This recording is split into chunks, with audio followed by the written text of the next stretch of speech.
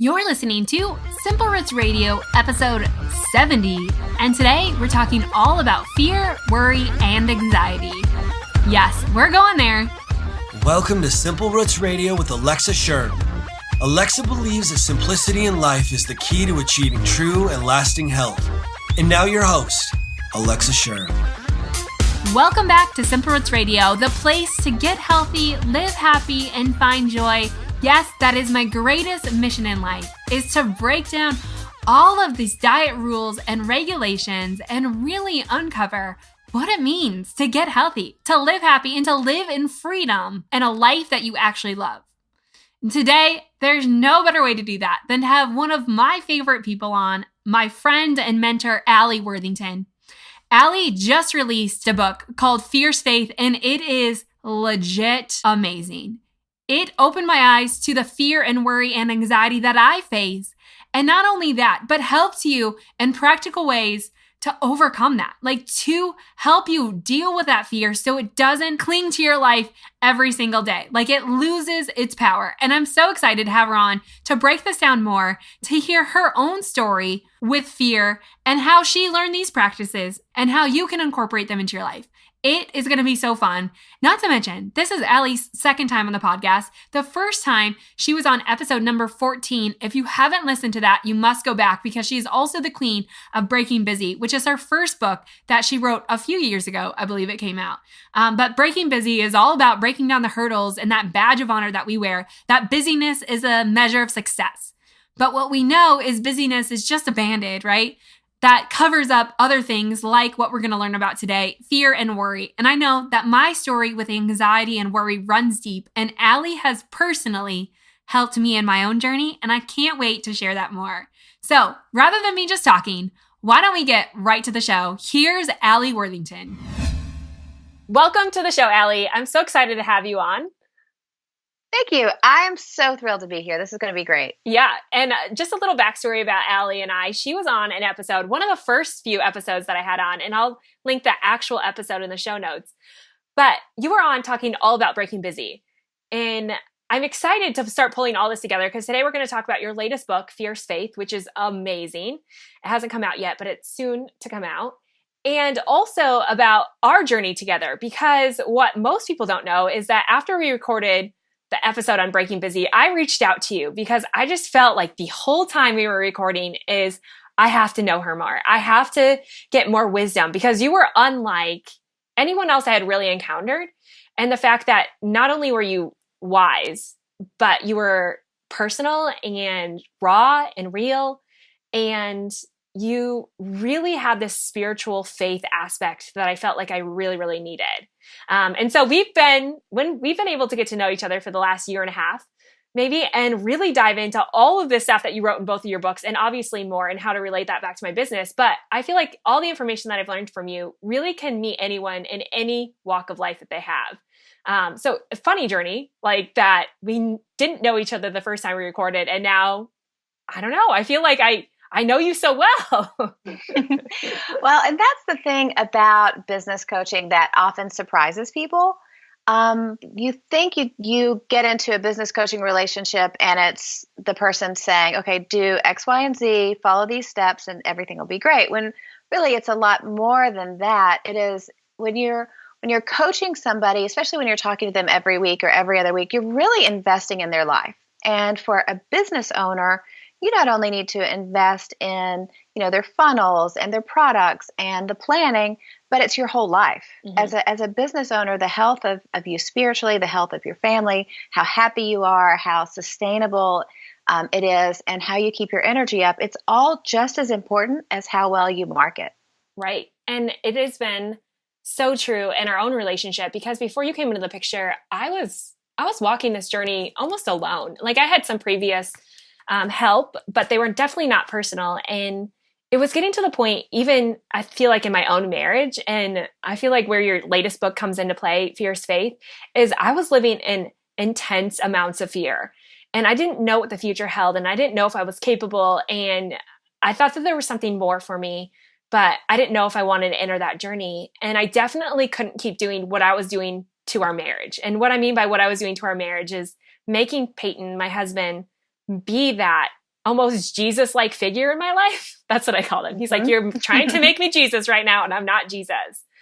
But having a business coach, and even someone else, like even if you don't have a business, I feel like having someone else in your life who can come alongside of you that's not in your physical house, maybe, to help walk you through that journey has been a huge, huge change in my life, because you can say things to me that Peyton could never say to me, or that I didn't hear the same, there's like that misstep. So we say that, Alli has literally saved our marriage, probably.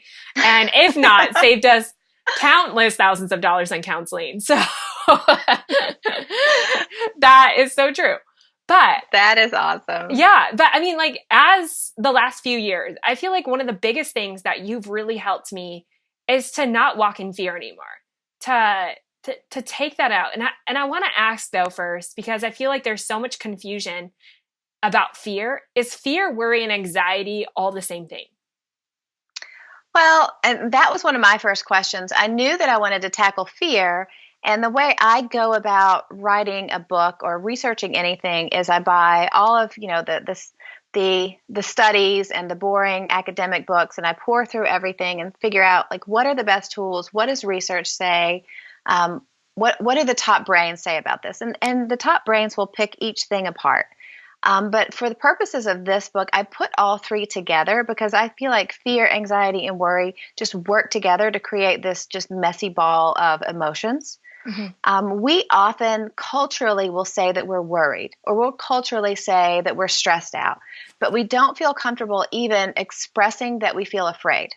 So I've had lots of people read the book or download maybe the first chapter for free and go, okay, I had no idea that I was so plagued by, I was so burdened carrying the weight of fear until I read it, because we tend to try to put a smiley face on it and just say that we're stressed out. We get upset, we get depressed, we lash out in anger, we lose our temper, when it all boils down to the fact that deep down inside, we feel afraid.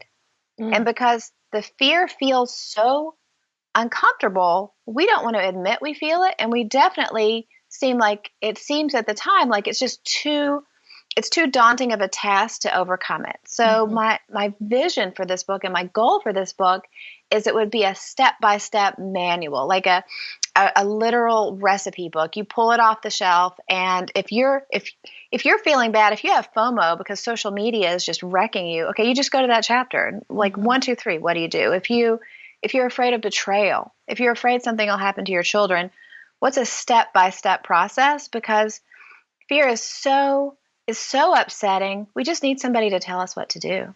Right. And that's what I love about your books, not just Fierce Faith, but Breaking Busy, is it's practical. It's not just another book talking about it, and it's not just another book bringing up all those feelings, but it actually gives you step-by-steps, which I want to get into a little bit later. Mm-hmm. But I want to say that when we went through Breaking Busy, and I really started to get into that book, I have to tell you that Alli's books have been probably the most life-changing outside of the Bible books for me personally, because I mask fear with busyness.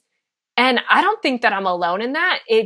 I think I feel fear, but when I get fearful, then I get busy. And both of those things, though, just kind of lead to destruction. And when you met me, you can probably vouch for this. I was a busy person. Like I was busy in a lot of ways, but I didn't have a lot coming out the other side. Or maybe it wasn't, like what I'm learning is like maybe not the path that Jesus had intended for me. But that's what I was doing. And I don't think I realized how much fear I had until I was able to break busy. So how do you, what's your own journey with that? Because you wrote Breaking Busy first. And how did you know, okay, the next book's going to be about fear? Well, as a mother with 5 kids, my husband and I have 5 sons. So the youngest is 9 and the oldest is 19. And an entrepreneur and this and this and this, my whole life is busyness. So for me, the journey with writing Breaking Busy was I needed to figure out how to break out of it. I needed to figure out how to kind of save our family from, again, the cultural expectation that we have to be all, we have to do all, we have to please everyone. So that was that journey there. And then after the busyness broke for me, that's when I realized, okay, the next big thing is fear. I feel like there's a bit of a narrative arc for so many of our lives that we have to first break out of these cycles of busyness that keep us so focused and so overwhelmed by things that we can't reach levels of happiness and peace and purpose because we're stuck there. But after we break out of that, then we need to kind of fight the next big battle in our lives, and that is almost always fear, worry, and anxiety. And so I never realized when I was tackling busyness in the first book that busyness was such a mask for fear. I feel like there's five main ways that people try to kind of numb their fear or numb their uncomfortable feelings. And the first one is busyness. And I think it's the most common one. Mm-hmm. But then there's also blame. I call it the 5 bad Bs. So there's busyness, there's blame, and blaming happens when we feel anxious or worried and we try to shift the focus on other people. Like if you've ever had kids and one of them drops a cup of milk and then blames their sibling. Like it's obviously not the sibling's fault. The sibling didn't make him do it, but like that means that the one person can't handle how uncomfortable they feel right now, so they blame. So there's busy, there's blame, there's binge. And I think for me, binge is probably how I will deal with things. And you can binge on healthy things and unhealthy food, food, internet, Pinterest, Facebook till 2 a.m., Netflix binges. Those are always people try to numb their fear. Right. And then there's burying, the fourth one. That can be through denial or avoidance. And again, busyness is another tool to avoid things. But then the most important one, and the one that I hope that everyone remembers out of these 5 bad Bs, is brooding. And brooding is another word for rumination. And it's kind of gross, but rumination comes from what cows do, where they'll eat grass and then they'll throw it up and then they'll eat it again, and it's over and over again. Well, this is kind of what we do with unhealthy thoughts. So it could be that we're replaying in our minds something that's happened a long time ago, or it could be that we're replaying in our minds something that could happen in the future. But we do it over and over and over. It's like watching a bad movie on repeat. But what's really important about brooding and rumination is this is what scientists have found actually can cause depression in our lives. So not only do we use it to try to help us not feel afraid or help us not feel anxious, this one thought pattern will literally cause depression. And that's why it's so important to be aware of it so we can break out of these cycles. Mm-hmm. Right. Because it's just silent almost for so many people. It's just like you said, that bad movie that plays over and over and over in their head. And when you break it down in your book, you talk about FOMO and the fear of failure and betrayal and abandonment and the what if mentality. Are there specific Bs that go with each of those? Are they really kind of all, can any bad B fit into any of those? Yeah, 100%. They can all fit because, like, for instance, if I am on social media and I see that 5 of my friends are out at lunch together and I wasn't invited, take for example, I know grown-up Alli is happy for my friends. Grown-up Alli is like, I love them. They're having lunch. I'm home with my family. It's cool. I wasn't invited. That's fine. But forever 13-year-old Alli will feel kind of rejected and sad. Right? Uh-huh. And it's interesting. Another cool piece of research that I found is that when we feel rejected or we have emotional pain, the same sensors in our brain light up that do when we get physical pain. So you can literally be on Facebook, see your friends out together, feel rejected, and your body takes that the same way it would a literal punch in the gut. Mm-hmm. Yeah. So I think it's really important that we understand it and we give ourselves some grace because we're not going to stop using social media. We're not going to just turn off and all of a sudden reach some greater state of enlightenment, right? It's just not going to happen. So some people would react to that situation by becoming really busy, doing something else. Some people will binge. Some people would brood. It really just depends on the situation and the day and time. Right. So you're saying that, though, when we get into these situations, like even thinking about social media, because for some people, it's so, and I've been there, like there are weeks when I can't even handle social media. What's the line between, and I feel like in so many areas, like you could talk about this in so many different ways in so many areas, but where's that line of, I just need to be done with it because it's not healthy? And is that kind of bearing what could be fixing? No, I mean, it's a good question. Bearing would be not admitting that you feel that way. Oh, so still being on, but like not. Yeah. Okay. Yeah, totally. So for what I do, the way I manage it is, and again, it's so nerdy. I keep talking about research, but it's so fascinating. Research shows that when we passively scroll through social media, that's when it gets upsetting. That's when you start on Instagram or start on Facebook or whatever else it is, by the time you're done, you will literally feel worse, like science proves. Right. If you passively scroll. But if you actively engage, if you like, if you comment, and you use social media to make a connection with other people and not just to look at people's beautiful pictures and highlight reels, that will protect you. But even sometimes for me, if I am not in a healthy enough emotional state, like if I am cleaning throw up out of my carpet, I don't need to be on Instagram. Right. Because like it's not a healthy space. So for me, I have to do a gut check to know, like, am I okay enough to go look at people's beautiful curated images right now? I mean, it's just super practical. Right. Being in that right mind space. But I also love that you brought up the science. I'm kind of a science junkie too, on that emotional response is actually having the same implications as a physical response to the body, which is so true. And why I bring these shows on Simple Roots Radio, a health podcast, is because I feel like this is such a huge aspect in so many people's health. It's just their mindset. So going from breaking busy to fierce faith. So was there a time when fear was overtaking your life? And what was that? And what did that look like? Oh, it's such a good question. When I first started thinking about the topic of fear as a book, I didn't actually think that I really struggled with fear. I was a little too big for my britches and thought, well, this is the next big thing that people need, and I'm going to help them, right? I had no idea the journey that I had to go through to be able to produce this book.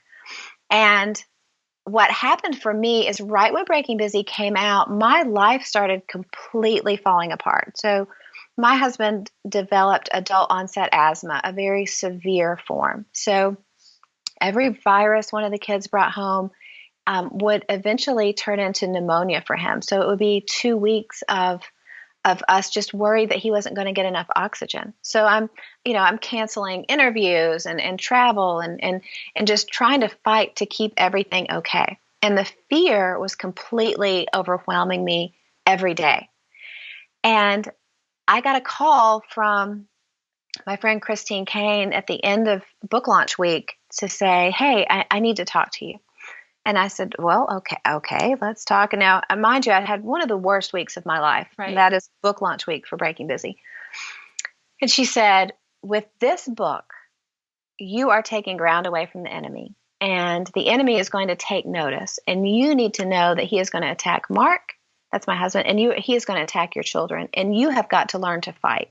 You can't quit hiding. You've got to quit hiding out and being afraid. And you have to be courageous and fight. And I hung up and went, I don't even know what that means. Like, my husband is sick. Yes, I'm afraid. Like, what does it mean to fight back? It almost was a completely foreign concept for me. And so as I started studying fear and started praying and looking at research and going, well, how do we fight back? Because the storms of life are going to come at us. If we are not in a storm right now, we're coming out of one or we're about to go in one. It is just the human experience. And so that inspired me to look at each individual fear and say, what does it look to fight? What does it look like to fight back? And how do we build a battle plan? And the first step in that was kind of identifying these bad Bs of how we numb our pain. Because unless we will admit to how we're feeling and admit to what's going on, we can't ever move past it and overcome it. Yeah, that makes total sense. And I want to talk about more of that and fighting fear, because that's a huge issue. But before we get into fighting fear, or maybe we should just go there because everyone wants to know how to fight it. But is fear, at the end of the day, a love issue? That's a great question. I'm not sure. And as quote unquote, like the person that wrote the book on fear, I should really have a cut and dry answer. Well, the only thing, so do you think that fear is like the deepest root issue for so many people? Because we talk about busyness being the surface level. And I feel like all these other things, the bad bees, could really be surface level things that we're using to deal with a deeper issue. I mean, because the opposite of fear is obviously not fearing, like being bold and faithful and all of that. Is fear like that tipping point, like that deepest rut that comes out in so many different ways that if we could get a hold of that, we could change, I don't want to say everything, but so much of our life, from our... Absolutely. Yeah, I see what you're saying. Oh, you absolutely can. But here's the thing. There's this idea that if we overcome fear, then we reach this magic level. But the truth is, we have to keep overcoming fear in lots of different ways. So it's not like fear is this one thing that we're just going to break the cycle of fear and all of a sudden be brave and courageous. It's something that we really have to keep doing all the time. Right. Because say you have little kids, you're going to be afraid something's going to happen to them. So you're going to have to battle fear in that way, right? Then in your business, as you're taking your business to the next level, it's attacking fear in a whole new way. But as you attack it in different areas of your life, it gets easier. And you remember, okay, these are the steps. These things are what I need to do in this situation. And that the good news is there is a way out. Right. But it's not a magic wand where all of a sudden we feel brave and courageous in every situation. It involves attacking it in different situations and in different seasons of our life. Right.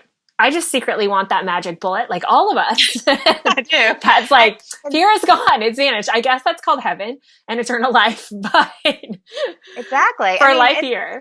I'm sure there's books out there like 5 minutes to overcome fear. And you're like, well, it's all rubbish. Right. Because it's a battle and it's a journey and it's an important journey. I feel like it's a holy journey. It's something that we all need to do and that we have the great honor of being on this journey together.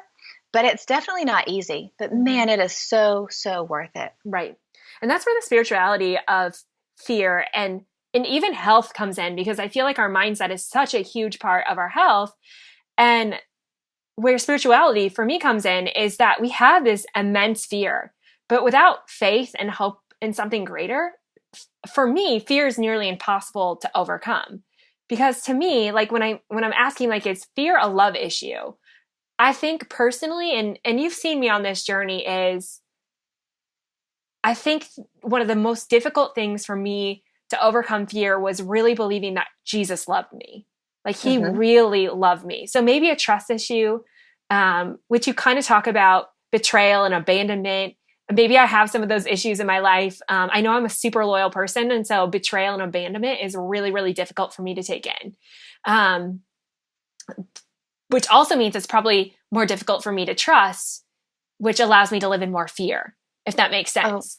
Totally. And I think so much of how we view God, it comes from our past and our early experience with our family. So for me, my father died in a car accident when I was almost 3. So I always heard that he loved me. And, I from my earliest memories from my mom talking about him, he loved me. He didn't want to go. It was a terrible accident.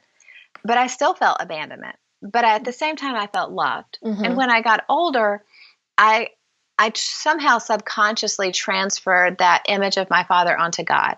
So I felt like God loved me, but he wasn't really there for me. And God loves me, and I'm fearfully and wonderfully made. I'm created lovingly. But when push came to shove, I couldn't depend on him. Right. Because your dad wasn't there. And yeah, that totally makes sense, because it's like the same thing with me as I feel like in my own process of overcoming fear, my business and my home life, which kind of all seems to be intermixed at this point, is that trust in something greater and that hope in something more. And really at the end of the day, that Jesus loves me. Like, I feel like I'm constantly reminding myself that the deepest root doesn't have to be fear of the unknown or the what if, and to play that game all the time, because at the end of the day, that really gets you nowhere. Even though there's a level of comfort to fear that is less frightening to me than the love that I should step into and accept. Does that Oh, make sense? 100%. And our minds are built in a way where it's easier for us to believe the worst case scenarios and the what ifs than the best case scenario. So if we have two scenarios that we can imagine and plan for in the future, our brains are always going to default to the negative. Mm-hmm. It's so true. Like I feel like it's human nature, obviously, that we just default to the worst case scenario. And it's more difficult. Maybe it's trained. Is it trained? Like, do we learn that, or is that born in us? No, I don't have a neuroscience degree. Maybe one day, but I'm from everything that I've read. I think it's just built into humans. Mm-hmm. I think it's the way our brains work. Mm-hmm. Well, and it's why I developed this thing that I do. I call it the so what game, and I will play out the worst case scenarios, and then for each thing I will ask so what. And the story comes from when I was a teenager. My mom sent me to a wonderful counselor named Pamela, and I was an obnoxious 14-year-old who had a lot of anxiety. And I would plop down in her seat and I would say, "Oh, Pamela, this is what's going on," and, tell my tale of woe. And then I would start saying my fear about something bad that would happen in the future. And she would say, "So what?" And I would say, "So what? What do you mean, so what?" And she'd go, "Well, are you going to die?" And you can just imagine me rolling my eyes. Right. I'm not going to die. And then she'd say, "Is the world going to end?" "No." "Are you going to survive?" "Yes." "Okay, so if this bad thing happens, you're not going to die. The world's not going to end. You're going to be okay. Let's plan a way to cope with it." And so I still do that today. If I'm worried about something happening, I go, "Okay, so what? What's the worst thing that can happen?" And then I play it out to the very end, and I realize I will survive. Everything will be okay. And even if something bad happens, I have a plan for how I'm going to cope. Mm-hmm. And then I feel once again like I'm in control, because we get in these downward anxiety spirals because we imagine a worst case scenario and our brains just go into overdrive. We feel like we're out of control. We feel helpless. We feel like there's nothing we can do. But when we will play out worst case scenario, kind of get our thoughts back in a really rational framework, and then go, even if something bad happens, here's my plan to cope, then we can start feeling in control again. Right. We like that. You've done that a little bit with me in business coaching. And the first time we did it, I was like, oh, it's such a relief because I didn't want to go to worst case scenario, but I'm always there. Like if you don't openly say it to someone, you're kind of always there or wondering what worst case scenario is. And so we went there with the project that I was working on. We went to worst case scenario and you helped me work backwards. And I'm like, oh, that's really freeing because now I can go into it with a new perspective of like, even if this doesn't go, like it's still going to be okay. Like at the end of the day, things are still going to be fine. I think it's a great tool. And I want to talk about some more tools to overcoming fear that you have in your book. You have the 4 good A's. Can we break down the 4 good A's? Well, it's so cheesy. So forgive me in advance. So there's the 5 bad B's of how we try to deal with fear. And you combat the 5 bad B's with the 4 good A's. I'm a big believer in alliteration because if everything starts with the same letter, you can actually remember it. So the first A is to be aware. It's just simply to be aware of your feelings. And for me, when Mark was so sick, I secretly felt guilty and selfish at my own level of frustration and fear and sadness. And I would say, I'm not the one who's sick after all. So it would just make me feel even worse because I was playing this dangerous game of judging whose pain and suffering mattered more. But by being aware of my feelings, it allowed me to learn how to become self-compassionate instead of being self-critical. Because not only were we dealing with a crisis in our own family because of health, I was constantly criticizing and beating myself up for my own feelings of sadness and fear about it. So giving ourselves permission to feel and acknowledging our true feelings is the first step of battling fear. So that's aware. The second one is to avoid the 5 bad B's. So that means don't numb your feelings. I mean, it's so simple because a lot of times my go-to coping behavior every time Mark was sick was some kind of combination of the bad B's. Like I would stay busy with the kids, and then I would stay up late at night binging on Netflix and cake. Oh, I love cake. But when I was aware of the fear and aware of my own tendencies to cope with the 5 bad B's, I could start avoiding them. Like, I know my default is I'm going to run around and take care of everybody to the exclusion of myself, and I'm going to stay up late watching a movie because I want to turn off. So when I know that that's my default, I have power over it. And then the third good A is ask Jesus for help. I mean, that's simple. We pray. We say, I need strength. I need courage to get through this. That is our most powerful tool. For me, it was prayer and worship. I had this moment where I was in a pharmacy parking lot picking up a whole new slew of medicines for Mark with a case of pneumonia. And normally I just, pick up the medicine, drive home, and immediately start taking care of the family. And that day I got back in my car and I started crying because I didn't want to do this anymore. I didn't want the next 2 weeks of our lives to look like what I knew it was going to look like, recovering from this. And instead of just wiping my tears away and having a stiff upper lip and just, pushing down all my feelings inside, I turned on worship music in my car and I sang. And I sang, I get emotional when I talk about it. I sang that God was a good father, that he was a miracle maker, that I was no longer going to be a slave to fear, and that I could trust him, and that I was not alone. Mm-hmm. And I sang that day, and I sang and I sang and I sang until the fear finally subsided.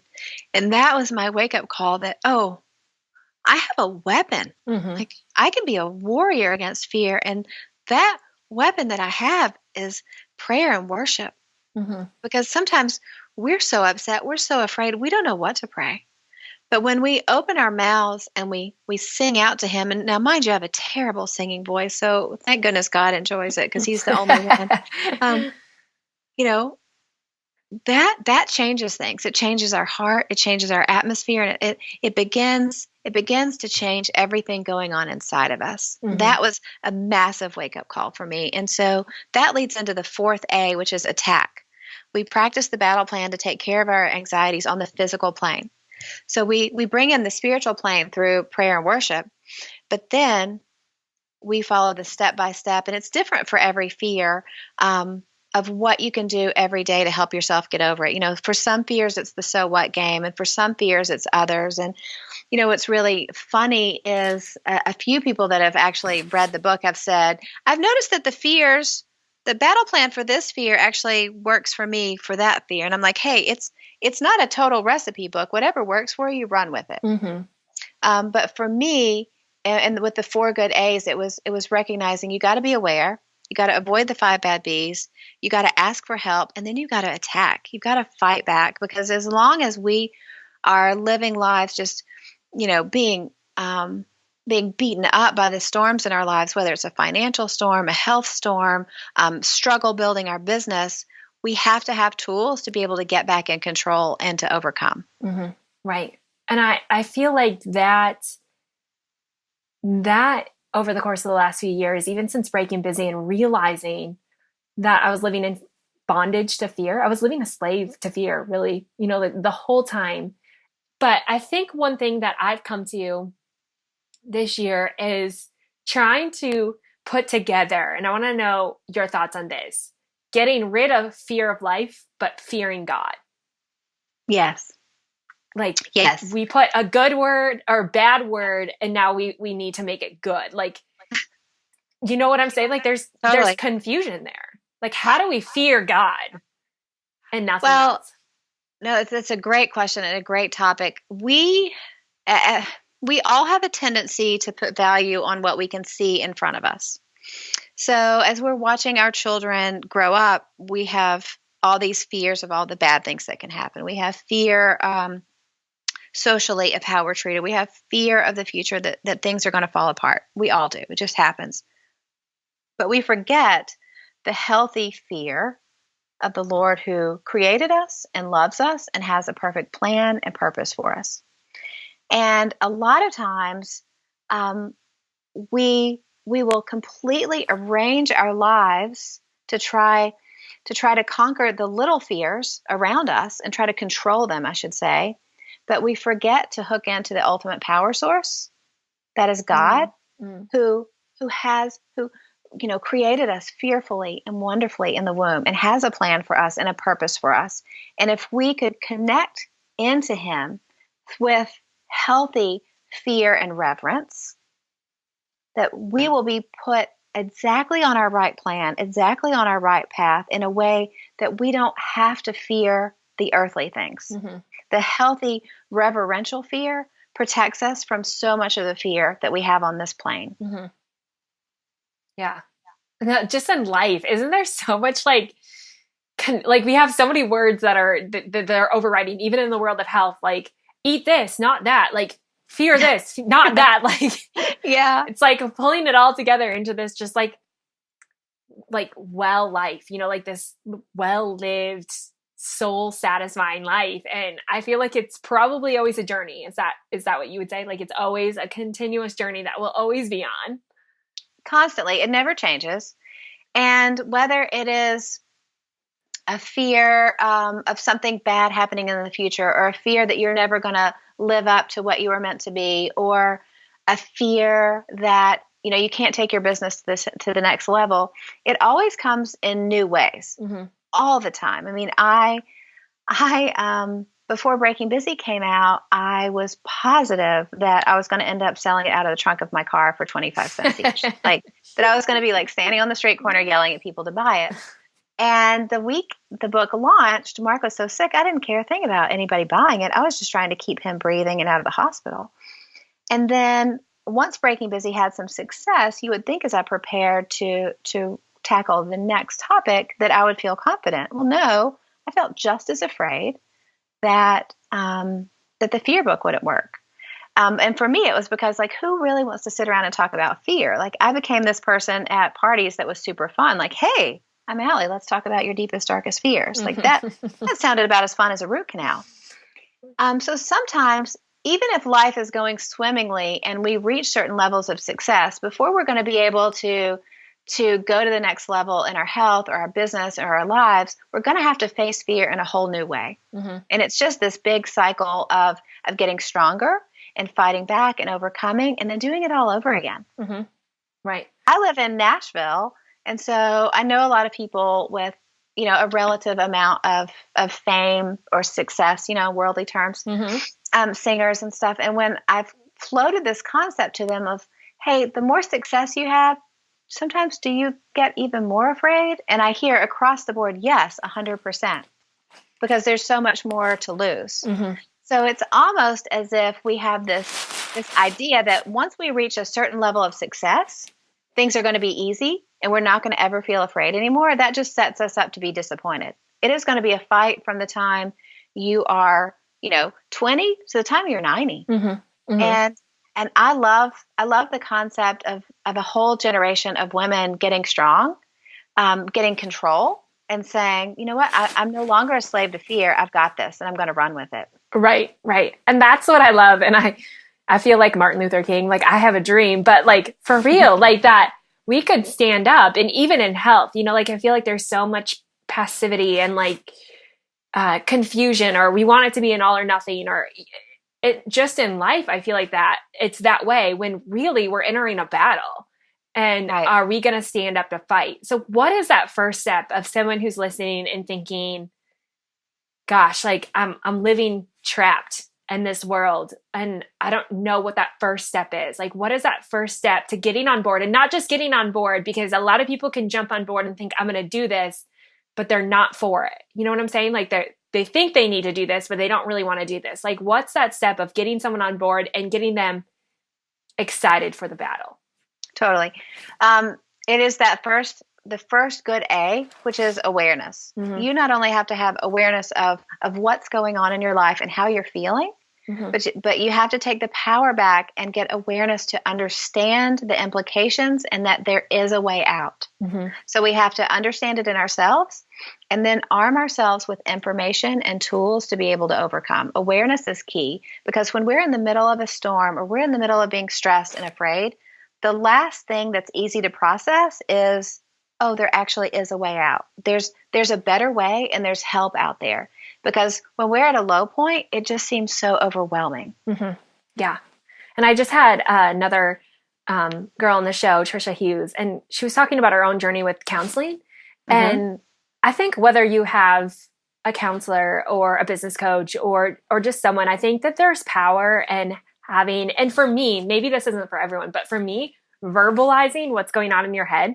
I think it can be, I can become aware of it, but like for me, really making that awareness known has changed things for me. And I don't know how many times I've gotten on the phone with you and started the conversation of like, I know this is going to sound crazy, but this is, there's so many times when I just kind of vent it out and then I feel better about it. Because once I say it to someone, like it's easier, like you, okay, let's go to worst case scenario and work backwards, or, just to be able to have another perspective of, okay, that thought doesn't have any value. Like there's no grounding like point, like it's not going to be in the world. It's not going to take your life, like whatever it is. And just to like help you work backwards out of that. Gosh, it's been such a relief. And I feel like there's such a bad stigma, like we all have fear. We all do. But there's such a bad stigma to getting help, or I don't even want to say to getting help, but to seeking a better life. Like it's like shameful. Well, I think maybe 10 years ago, yes. Maybe even 5 years ago to some degree. But now, I think thanks to the amount of information available on the internet and things like podcasts where people speak freely and we can dive in deep into conversations and it's not just quick sound bites, it's really helped change it. And the truth is the top performers in any field, whether it is an Olympic athlete, a business person, just someone that wants to be a great mom to their family, everybody has help. Everyone. And sometimes if we're not just naturally surrounded by, mentors or coaches, we just have to seek them out. But even me, my job is to teach and to mentor and coach people. But you better believe I go to other people to go, where are my blind spots? What am I doing? Is this idea good? Because literally nobody can do it for themselves. And once we realize we are made to be in community, we are made to have people come alongside us and go on the journey with us. And, a plan with many counselors is going to succeed. But the idea that anybody is out there being an island, doing it on their own is just, it's crazy. Right. Nobody can do it for themselves. We have to have people on our team, on the journey with us, who are willing to speak truth into our lives, to call us out on bad ideas, and to keep us going where we're meant to go. Yeah, everyone has help. Even those perfectly curated images where they have 5 kids and their house is perfectly clean, they still have help.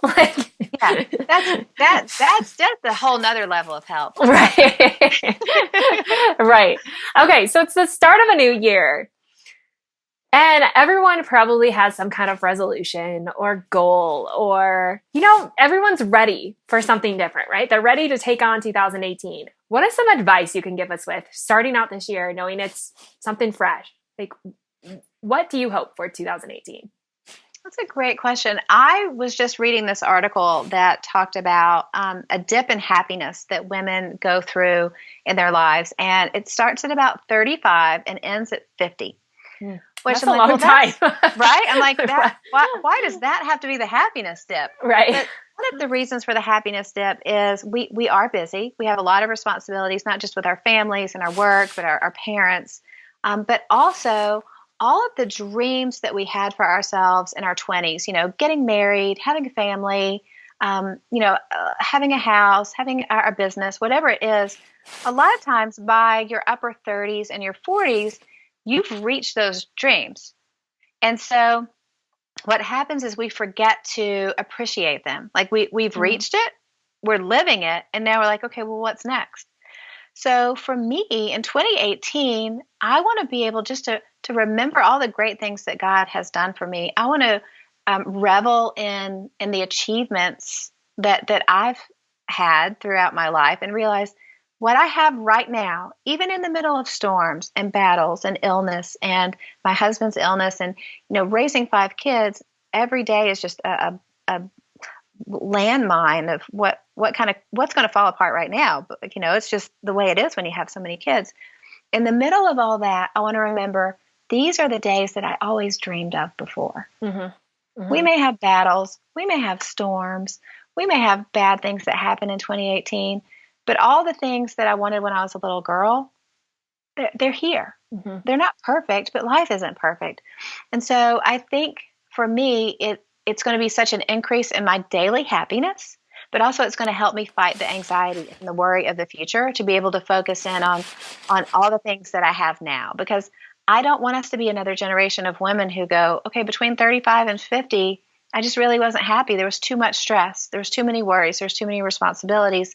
I want us all to be empowered with tools on a day-to-day basis to be happier, to be more courageous, to be more secure, to be more confident in our lives. That's my goal for myself and for all the women I get to help. Yeah, so good. So good. Just a different, and when we were on the call before this, doing our little business coaching, I talked about doing, and this is in your book, Fierce Faith. This is where this idea came from.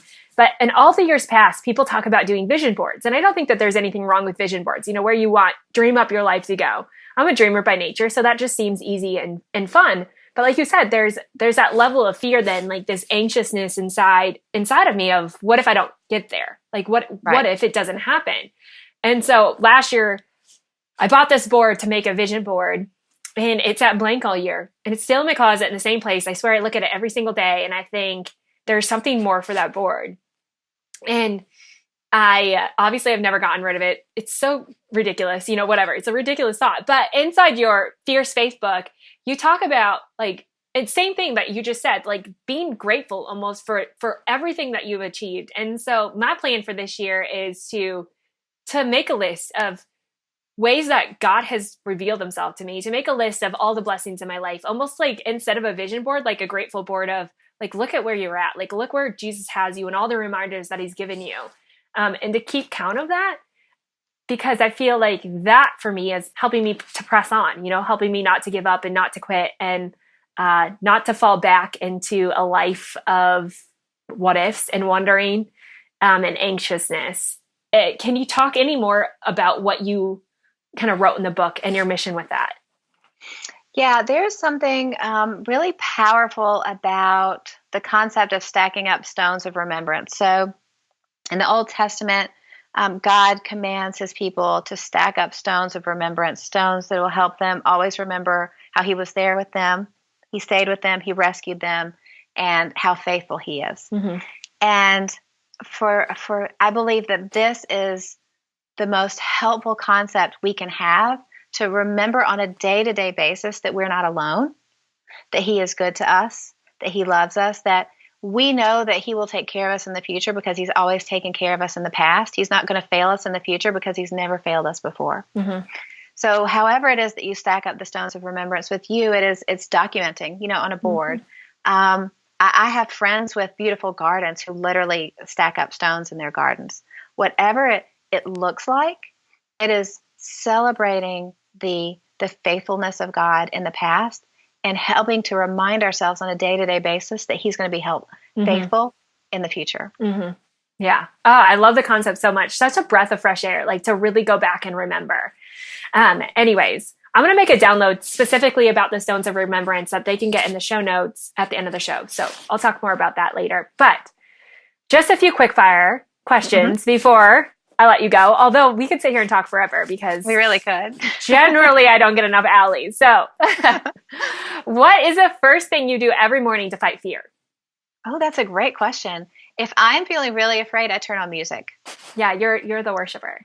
I'm so the worshiper. If I don't know what to pray, what to say, and I'm upset, I will turn on a worship playlist and just have it playing in my house after my kids leave for school. And eventually a song will hit me and just kind of gut me. And it brings everything into alignment. And then I can go attack the day. And that may be, something that's going on in my personal life. It may be a health struggle. It may be something with work. But there's something about the power of music that turns everything around. I was in church a couple of weeks ago and my pastor said it, so I'm going to assume it's true, but I didn't realize this when I was writing the book, that the command to sing is the second most used command in the Bible. Oh, wow. Yeah, I didn't. Yeah, because there's so much power in singing and worshiping in that way. I had no idea. I feel like that's so joyful, though. Generally when you're singing, it's more joyful, maybe than my prayers, but maybe my prayers are downers. So something to work on. Okay. What is your favorite book other than your own? Your books literally are amazing, and I'll shout that from the rooftops, but outside of yours, what's your favorite book you've read this year? Well, last year, since it's the beginning of the year. A book that I have read and reread many times, and I read it once a year, is Screw Tape Letters. It's super short. It's an easy read. It's a C.S. Lewis book, and I believe it's the most entertaining and the most revealing book about human nature and how we cope with life that I've ever read. And every time I read it, I get something new out of it. I love it. And inside Fierce Faith, you have the Screw Tape Letters game, and I love that game. And so you have to read the book to learn more about that. But then you'll have to read both of them because it's really good. Okay, what's one food you can't live without? Well, considering, as you know, because not only have I given you business coaching, you've helped transform my health. I can't eat a lot of the stuff I used to be able to eat. Thanks, body. This is a bad question. I'm tempting you today. It's the worst and the best all at the same time. So because I'm limited now, I don't know what I would do without eggs in my life. Yeah, for breakfast, on a salad, thanks to your batch cooking guide. I make eggs all the time, and I use it for everything. Good. Yes. See, you're surviving. Like you're finding a new way. No more cake for me. If I binge, it's going to be on eggs. What's the best piece of advice you've ever received? Feel the fear and do it anyway. Yeah. And that's huge. That's hard. I'm just going to move on. Here's the thing. It's hard, but as I've learned through this journey, that our fear-filled steps will lead to the faith-filled stories that we'll get to tell in the future. Just because we feel it doesn't mean we shouldn't do it. We should still get wise counsel and make sure it's smart. But if we are waiting to feel peaceful and powerful and confident before we do anything, we'll never do anything at all. It's why relationships don't get formed. It's why companies don't get built. It's why success isn't found, because we're all waiting until we feel okay about stuff. But 90% of the time, it's not going to feel good while we're doing it. So good. What's the best piece of advice you can leave us with? Nothing good comes out of treating yourself badly. I think for us as women, we never want to be seen as self-indulgent or proud or the worst insult that people can give us, it seems like, is that we're selfish. But nothing good comes out of us not being good to ourselves, of us not taking care of our health, not investing in our happiness, not investing in our dreams. We need to take care of ourselves, to be good to ourselves for the health of ourselves, our families, the dreams and visions that God plants inside of all of us for what He wants us to do in the world. And it all starts with being kind to ourselves, of being self-compassionate instead of self-critical, and learning to love yourself despite your flaws and your fears and your failures. We are these incredible creatures placed on earth to do a lot of great things for many people. And that all starts with us being good to ourselves. Yes. So true. So true. And such a lesson, that a journey of its own, maybe better said, that we all need to go on and find. And what I hope to go on in the new year. So one last thing, Alli, tell us where they can learn more about you and your latest book, Fierce Faith, and even Breaking Busy, because that one really cracked the ice for me. Sure. I am everywhere with Alli Worthington. So alliworthington.com and Alli Worthington on social media channels. And I would love it if everyone dove in and found out a little more about me. I appreciate it. Yeah. And Fierce Faith will be available on Amazon, Barnes & Noble, basically anywhere. I'll link it all up in the show notes where you can grab a copy of that. And you're going to want to get involved in that and follow along on my email list to learn more about Fierce Faith and how you can overcome this journey yourself as we go through the new year. So thank you so much, Alli, for being here. I so appreciate it. I feel like I can breathe a little deeper now.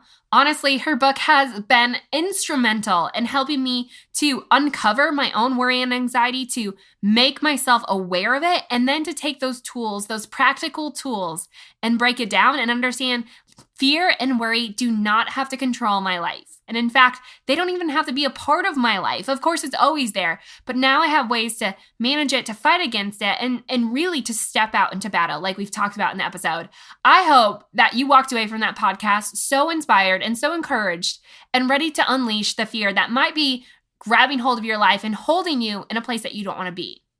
Like I mentioned in the show, we have a handout for you, the Stones of Remembrance, how to do this, the activity that really has been instrumental in me changing my thoughts from fear and worry, anxiety, over into this mindset of peace and really ultimately joy. So to get that handout, you're going to want to make sure to go to simplerootswellness.com/069, and you can find all the other information on today's show where to find out more about Alli Worthington and her latest book, Fierce Faith. You are going to want to grab a copy and get a few extra for your friends because it is that impactful. And I just have a few other announcements before I go. I just wanted to remind you that the Well Nourished Year is still going on. And if you haven't been following along, it's so much fun. In the last episode, 2 episodes back, I uncover how to find your values. Not like these surface level values you think, but really to dig deep and uncover something that excites you, fills you with a lot of passion, and gives you desire. That's what we want. So in that episode, I walk through live with one of my dear friends, Kelly Sweet, on how to do this. Now you can get even more handouts on how to do your own mind map and uncover your values at simplerootswellness.com. I'll add it to this show notes at 069. And what you're going to want to do is join the Well Nourished Year to get all that information. And also right now over on Instagram and Facebook, I'm walking through a hormone reset challenge. And basically it's just 1 tip a day, simple, practical, that you can include into your everyday life to help regulate and balance hormones. This all comes together in helping you live well nourished. This episode is perfect for that because like I said, the emotional response is having a huge impact on our hormonal response. And on Facebook this week, I'm going to talk all about that. And I even have some special guests coming up on the show that we're going to dig deeper into hormones and how we can really find peace with them, because that's what we want to do, is learn to work with them instead of against them and really live nourished. So again, you can get all this information in the show notes at simplerootswellness.com/069, and stay tuned because in February, all we're talking about is hormones. And just one more thing before I go. I say this all the time. In fact, someone asked me, hey, I hear everyone else on every other show talking about the same thing, and that thing is ratings and reviews. And the reason we all talk about it is because it is literally the lifeblood that keeps the show running. So I don't just say this to toot my own horn or to see how many reviews I get. Literally, this is a thing that's helping people find and see the show that otherwise wouldn't. Like, it's helping to spread the show into areas and people's lives that I have no reach in doing. And so leaving a rating and review is not just helping me, but it's really helping the thousands of other people to hear and find Simple Roots Radio and join this tribe of like-minded people who are just out to get healthy, live happy, find joy in a realistic way that you actually enjoy, to break free of all the health traps that we've believed for far too long and find something that works for you. So like I said, the ratings and reviews are gold to me. All you have to do is go to simplerootswellness.com/review and leave your honest rating and review. I'm not asking for 5 stars, although that would be great, right?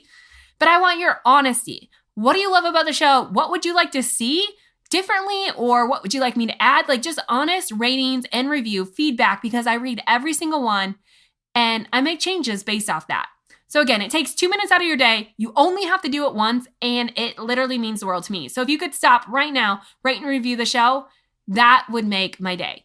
Anyways, that's it for now. Check out the show notes. See you here on Friday. And I have my husband on, and he's breaking down his mind map live for us. You never know what you're going to get on Fridays. Anyways, I'll see you then.